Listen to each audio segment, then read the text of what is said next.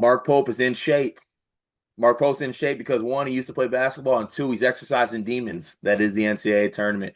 After picking up his first ever NCAA tournament win, he follows that up by defeating the Fighting Illini of Illinois 84-75 to advance to the Sweet 16. I wish I would have took a screenshot of the graphic, but I think all Kentucky fans know that they haven't had the greatest tournament success like the last 5 or 6 years. And for them to, one, not mess around in the first game with Troy and defeat them pretty handily, and then follow that up by beating an Illinois team that a lot of people like, and I understand why they do because this Illini ceiling is something that can be dangerous and something that can get you. But Kentucky did a great job in this basketball game. Kobe Brea was incredible. He was abusing the drop coverage in this basketball game, and also Kobe Brea just has a burner like that. That dude's jumper, every time he shoots, I'm like, that's going in. When he misses, I get surprised. Lamont Butler is just the consummate winner, whether it was hitting shots or like that big steal he had in this game when Illinois was making a little bit of a run. He dished it to Brandon Garrison for an and one. Mhm. I think things are coming together nicely for this Kentucky team, and they now advance to the Sweet 16. And unfortunately, it's the end of the road for the Illini. But I'll throw it to you first, Riley, for your thoughts on this game before we get into the meat and potatoes. Yeah, you mentioned him, and I know he wasn't a leading scorer because that was Brea. Brea was insane. I love like that little grenade action they run where they have it. It doesn't matter what the big is. It doesn't matter where they're on the court. It could be Garrison, it could be Amari, it could be Andrew Carr, but they have Brea running all over the place and knocking down mid rangers, knocking down threes. They had Owe coming off that grenade action as well, and his mid range was cooking. Guard room is so deep, but that brings me to my point of the one who I thought was most impressive. It is the one they call Mont. PG1 Mont, real ones remember. Feel like that was a good call by us, Cart. We talked about this when we recapped UK's win over. Oh my gosh, who did they beat the first round? Troy. Troy, thank you. It's Mhm. been a long weekend, y'all. Yeah, Uh, yeah. By the way, not to jump in this, but shout out to Riley, everybody. Riley's been putting in work this weekend, filling in and doing a great job on all the previews and recaps. I was gonna say that for the end, but you gave me an opening right there. But continue on, Riley. I appreciate that. I apologize to Kentucky fans. I remember y'all played Troy. We did do the recap on that, but we mentioned how I thought Lamont looked pretty good in that one, despite going 0-4 from the floor. I thought him playing 25 minutes was huge. I thought him having 3 assists was huge, and just looking. Riley, what did you say about those? You said there were three big assists, though. They were 3 big assists. I Yeah. had a feeling. I know a big assist when I see one. I Yeah. watch Elliot Cadeau play a full season, man. All we get is big assists. Um, but yeah, like tonight he went 4 for 5 from the floor. His defense really set the tone. Like, dude, Illinois couldn't catch their breath. It didn't matter who he was checking. Like, if he was just lurking as a help defender, it was getting turned over. They made Illinois' offense look incompetent for long stretches on a night where I guess their percentage wasn't great, but on a night where you get 5 made threes from Big T. Like those type of outlier shooting performances. Kasparis, his shooting percentages wasn't great either, but he knocked down a couple of big step backs. Like Kylan Boswell had a good night shooting. Just you have even when you have some of that variance mixed into it that could make a team look better than maybe it actually is. I thought Kentucky's defense was the story here, and just the way that Butler responded in his second game back full health. Yeah, I think Lamont was huge in this game. PG1 Mont, as you refer to him as. I thought he just made all these winning plays in this game. He had 3 steals. He was everywhere. Kobe Bryant made big shots. Ortega had his moments. Even down to like when it came down to the end of the game, Andrew Carr has an and one, big one to kind of like make you feel good about it. And this Kentucky team, they seem to be coming together, right? I think they're feeling good about like their health. Obviously, they don't have Jackson Robinson, but like having Lamont back healthy, having Brea, like they have a really good team, and I thought they played really good basketball in this game. Amari Williams, I thought was really good in this game, just kind of being that high post guy. He had three Mm-hmm. blocks to go along with it. Some of the moments he had defensively in this game were so impressive. Whether it was like I think to start the second half, he had to steal the top of the key, Mm-hmm. goes down for Mm-hmm. a dunk, and then Big T tries to come down, shoot a three. He blocks that three, leaks out, gets another dunk. He was having some special defensive moments in this game, evident by the 3 blocks and the steal. Cart, can I just point out again? This is for you, Greg, my Twinsky. My notes right now, I had the exact same plays written down. Amari with the steal and slam at the start of the second half. Williams with the block on Big T. Brea recovers, finds him for the assist. And you mentioned this at the top. Lamont Steele on Casparis with the dish to Garrison that put UK up 12. Like we are locked in with the notes here. I'm with you completely on that. Like his defense was great. We saw some of again what we kind of highlighted in the preview where both bigs were able to bring the other bigs out of the paint. With Big T, it was his shooting. With Amari Williams and Andrew Carr, it was their playmaking. But I guess guard play. I don't know, man. It's like Kylan Boswell, I thought was really good. 23 points, like was making everything, 6 assists as well. And, he was someone that I thought played very much in the flow of the offense. But when you look at like his running mate, Will Riley, someone in the comments said we were talking about Will Riley like he was Kobe in the last Illinois recap, and maybe he was right about this, that we were a little too bullish on him, going 1 for 7, whereas Kentucky just got, even if I mean I Butler and Brea, 1A, 1B, best guards in this game, then probably Boswell. But I just still think like the collection of Kentucky's perimeter players like kind of far outplayed Illinois.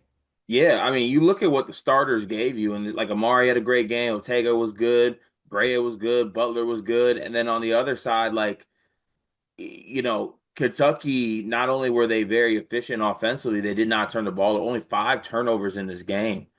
Kasparis had 6 turnovers by himself. The starting backcourt of Kasparis and Boswell had 9 turnovers just between them, while Kentucky as a team only had 5. It's tough to. They found it hard to get stops. They found it hard to force turnovers and kind of be physical. And you feel bad for Will Riley because he has taken such a step, right? Like he's taken such Mhm. a step. And to me, he was Illinois' best player over this run, and that kind of constituted like where they were at. But he just put up a generational stinker in this game. He was unplayable. He was unplayable. Yeah. He didn't hit shots. Big T, I understand that he had a solid game because he had the 19, the 6, 3, and the 4 blocks.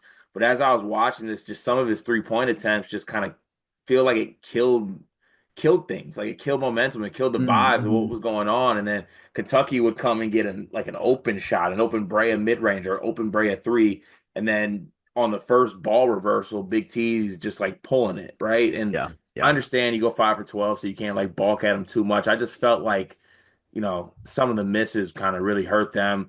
Yakashonas couldn't really get one to fall from three as well. They go 9 for 32 as a team. Just the story of the Illini season. They shoot over 30%, they win. They shoot below, they lose. It's a tough Mm. thing. It's a tough thing to be a fan of and watch because it's really dependent on hitting shots. And I know that's basketball, but something about good teams is that like you can still win a game like this when you don't hit shots.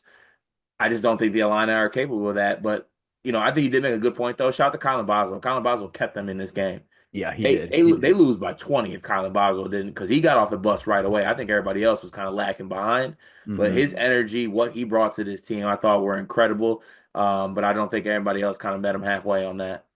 I'm with you. Yeah, like you said, with Yakashonis' turnovers again. It's like kind of a microcosm of Illinois' season where they have moments where you see the level of talent, the flashes of whether it's Big T, whether it's Casparis. Not as much Will Riley in this game. We saw it last game though of what this team can be when it has all of its guys clicking. But in that same breath, the cold shooting nights, turnovers, the lack. Sometimes it feels like they lack ways to just create easy offense, despite having someone who's supposed to be like a ball screen wizard.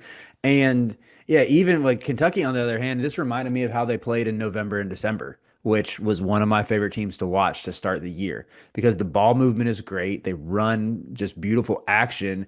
They have some defensive limitations, but when you have someone like Andrew Carr, who was like moved like a mechanic when he was playing at Wake Forest, who's now getting 3 steals in a tournament game and like I kind of put air quotes around it, but it is kind of true. Like a multi-positional defender who's getting maximized by Mark Pope.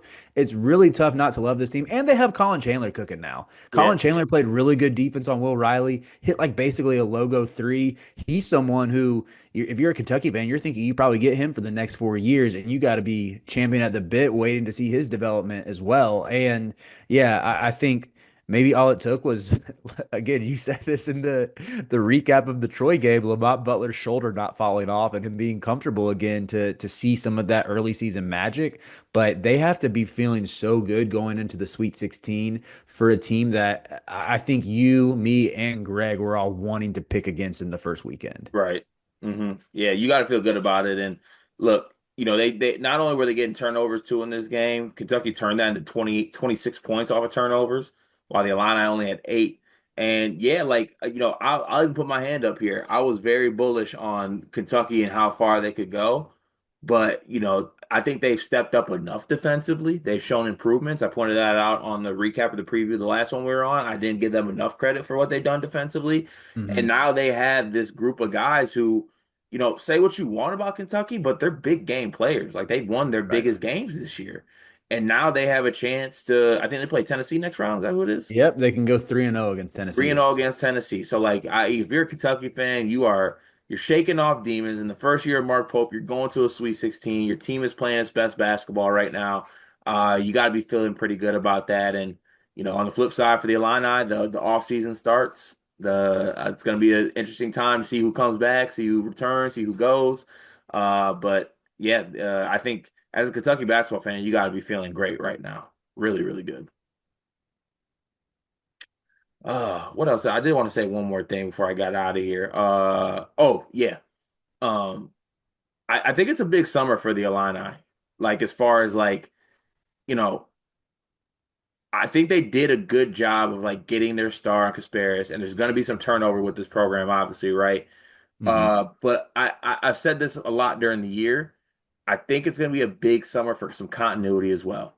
Like, you'll get Kylan back, get some other guys to come back, get Merez in the fold and get him in here and then surround him with the right things. And then also if you're going to be a 3-point heavy team, for the love of everything, go get some real 3-point shooters because yeah, How many else it isn't just doing it doesn't for you? work.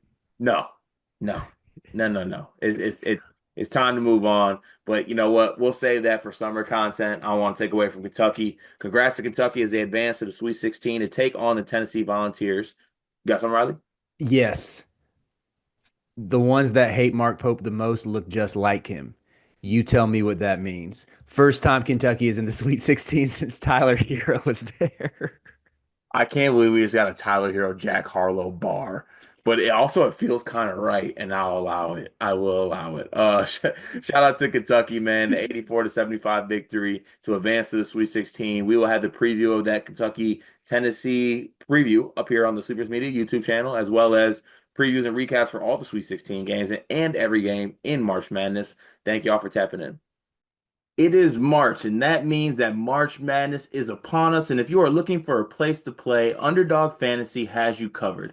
Sign up and deposit using code SLEEPERS, that's code SLEEPERS, to receive up to $1,000 in bonus credit plus a free pick. Head over to Underdog Fantasy today and use promo code SLEEPERS to take advantage of this amazing offer.